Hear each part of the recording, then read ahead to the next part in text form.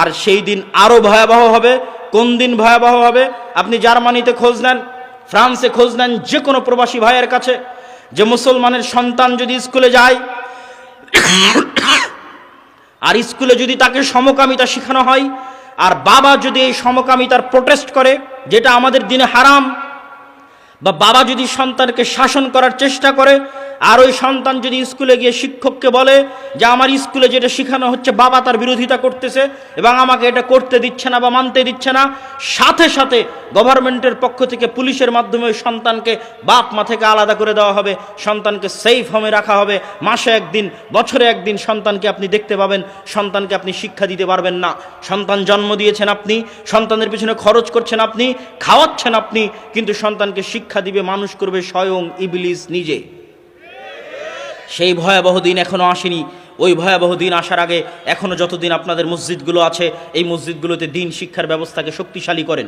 মসজিদের চাইতে শক্তিশালী হতে হবে দিন শিক্ষার ব্যবস্থা।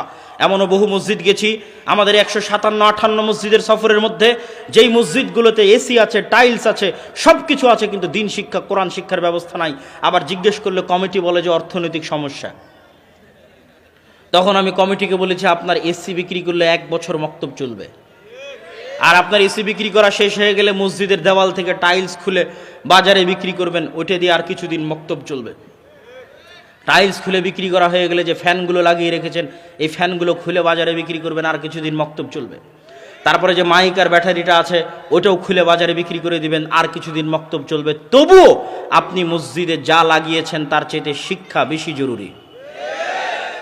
বিশ্বাস না হলে খ্রিস্টানদেরকে দেখেন, ইউরোপিয়ান এবং আমেরিকানদেরকে দেখেন, তারা আপনার মসজিদের দায়িত্ব নিলে 10 টাকা থাকলে 5 টাকা আগে শিক্ষায় ব্যয় করবে। এরা শিক্ষা জিনিসটা জানে, সিলেবাসের মূল্য জানে। এই জন্যই তো আপনার সিলেবাস পরিবর্তনের জন্য এত চেষ্টা তারা করতেছে। কেন করতেছে? যদি সিলেবাসের কোনো গুরুত্ব না থাকতো, শিক্ষার কোনো গুরুত্ব না থাকতো, তাহলে আপনার সিলেবাস পরিপূর্ণ ইসলামিক হতো। আর বেরাক আর খ্রিস্টান মিশনারিরা বড় বড় জালসা করে বেড়াতো। বুঝেননি মনে হয় যে আপনি বিশাল ইসলামিক সিলেবাস নিয়ে দেশ চালাবেন, আর বেরাক আর খ্রিস্টান মিশনারিরা বড় বড় জালসা করবে, তাহলে তাই হতো না? তো ওরা তো একটাও জালসা করে না, ওরা কিনে ব্যস্ত আছে সিলেবাস আর শিক্ষা, সিলেবাস আর শিক্ষা।